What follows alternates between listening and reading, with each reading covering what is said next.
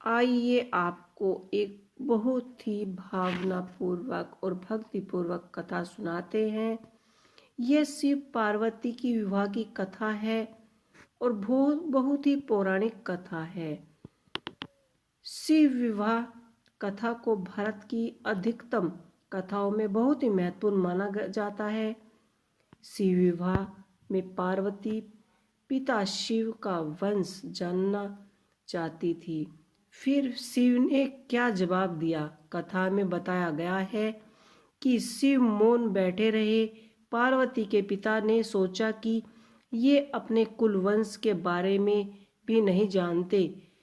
आइए शुरू करते हैं कथा। भगवान शिव और पार्वती की शादी बड़े ही भव्य तरीके से आयोजित हुई थी। पार्वती की तरफ से कोई सारे उच्च कुलों के राजा महाराजा और शादी में रिश्तेदार इस शादी में शामिल हुए, लेकिन शिव की ओर से कोई रिश्तेदार नहीं था, क्योंकि वे किसी भी परिवार से ताल्लुक नहीं रखते। आए जानते हैं शादी में क्या परिणाम हुआ। जब शिव और पार्वती का विवाह होने वाला था तो एक बड़ी सुंदर घटना हुई। उनकी शादी बहुत ही भव्य पैमाने पर हो रही थी। इससे पहले ऐसी शादी कभी नहीं हुई थी। शिव, जो दुनिया के सबसे तेजस्वी प्राणी थे एवं दूसरे प्राणी को अपने जीवन का हिस्सा बनाने वाले थे, उनकी शादी में बड़े से बड़े और छोटे से छोटे लोग शामिल हुए। सभी देवता तो वहाँ मौजूद थे ही, साथ ही असुर भी वहाँ पहुँचे। आमतौर पर जहाँ देवी देवता आते हैं वहाँ असुर जाने से मना कर देते हैं, और जहाँ असुर जाते हैं वहाँ देवी देवता नहीं जाते। शिव पशुपति है, मतलब सभी जीवों के देवता भी हैं। तो सारे जानवर, कीड़े मकोड़े, सारे जीव और शादी में उपस्थित हुए। यहाँ की भूत पिशाच और विपक्ष लोग भी विवाह में मेहमान बनकर पहुँचे। उनकी आपस में बिल्कुल नहीं बनती थी, मगर यह तो शिव का विवाह था, इसलिए उन्होंने अपने सारे झगड़े भूलकर एक से एक का साथ आने का मन बना लिया। शिव पशुपति है, मतलब सभी जीवों के देवता है। तो सारे जानवर, कीड़े मकोड़े और सारे जीव उनकी शादी में उपस्थित हुए। यह भूत पिशाच सभी मेहमान बनकर आए। एक राजकुमारी की शादी हो रही थी और इसीलिए समारोह में पहले एक अहम समारोह होने वाला था।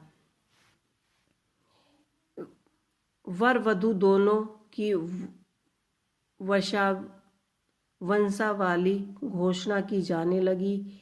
एक राजा के लिए उसकी वंशावली उस सबसे अहम चीज होती है, जो उसके जीवन का गौरव होती है। तो पार्वती की वंशावली का बखान खूब धूमधाम से किया गया। यह कुछ देर तक चलता रहा। आखिरकार जब उन्होंने अपने वंश के गौरव का बखान खत्म किया तो वे उसी ओर मुड़ गए जिधर शिवजी बैठे हुए थे। सभी अतिथि इंतजार करने लगे कि वर की ओर से कौन उठकर शिव की वंश के गौरव के बारे में बोलेगा, मगर किसी ने एक शब्द भी नहीं बोला और कहा।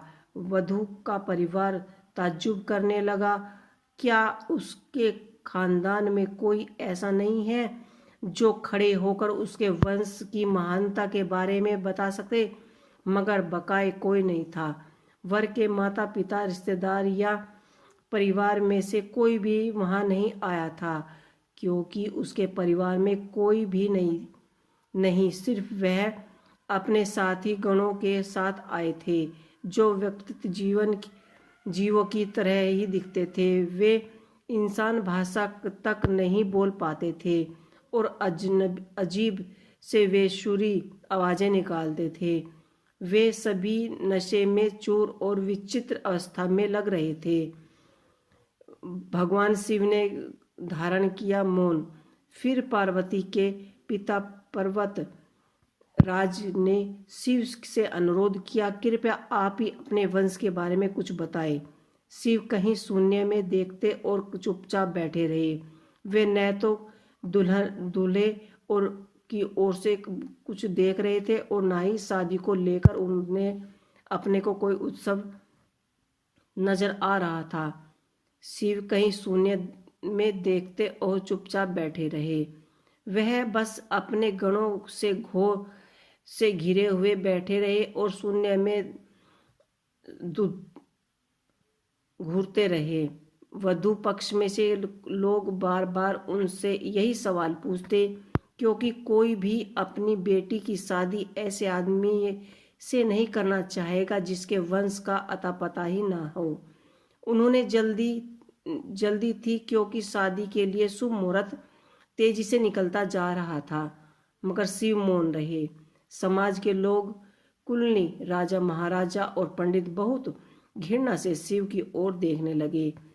तुरंत फुसफुसाहट शुरू हो गई। इसका वंश क्या है?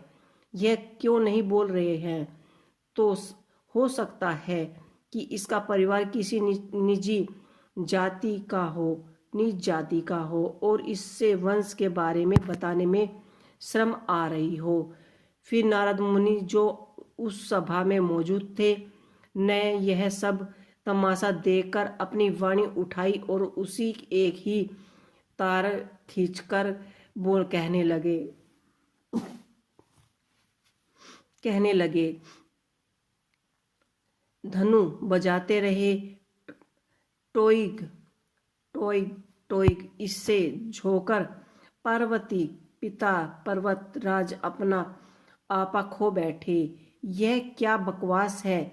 हम वर की वंशावली के बारे में सुनना चाहते हैं, मगर आप कुछ बोल नहीं रहे हैं। क्या मैं अपनी बेटी की शादी ऐसे आदमी से कर दूं? और आप यह खिजाने वाला शोर क्यों कर रहे हैं? क्या यह कोई जवाब है? नारद ने जवाब दिया, वर्म के माता पिता नहीं है। राजा ने कुछ पूछा, क्या आप यह कहना चाहते हैं कि वह अपने माता पिता के बारे में नहीं जानते? इसके बाद माता पिता नहीं है, इनकी कोई विपरीत नहीं है, इनका कोई गोत्र नहीं है, इसके पास कुछ नहीं है, इसके पास अपने खुद के अलावा कुछ नहीं है। पूरी सभा चकरा गई। पर्वतराज ने कहा कि हम ऐसे लोगों को जानते हैं जो अपने पिता या अपने माता पिता के बारे में कुछ नहीं जानते। ऐसे दुर्भाग्यपूर्ण स्थिति हो सकती है, मगर हर कोई किसी से जन्म लिया है।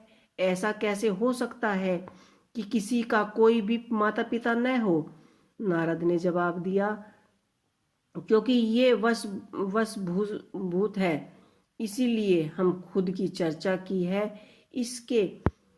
इनके न तो पिता है और ना ही माता, इनका ना कोई वंश है ना ही परिवार। यह किसी परंपरा से ताल्लुक नहीं रखते और ना ही इनके पास राज्य है।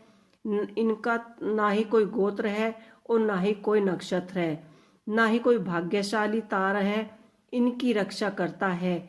यह इन सब चीजों से परे है। यह एक योगी है और इन्होंने सारी स्थिति को अपना एक हिस्सा बना लिया है।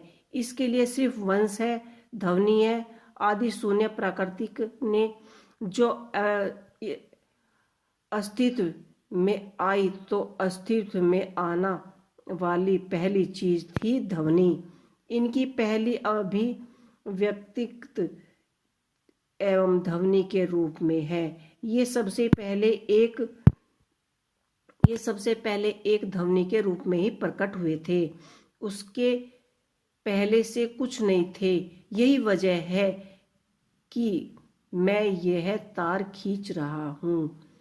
महाशिवरात्रि की रात को होने वाले आयोजन का सीधा प्रसारण हम सभी ने यहाँ पर देखा है और यह बात सुनकर पर्वतराज हैरान रह गए।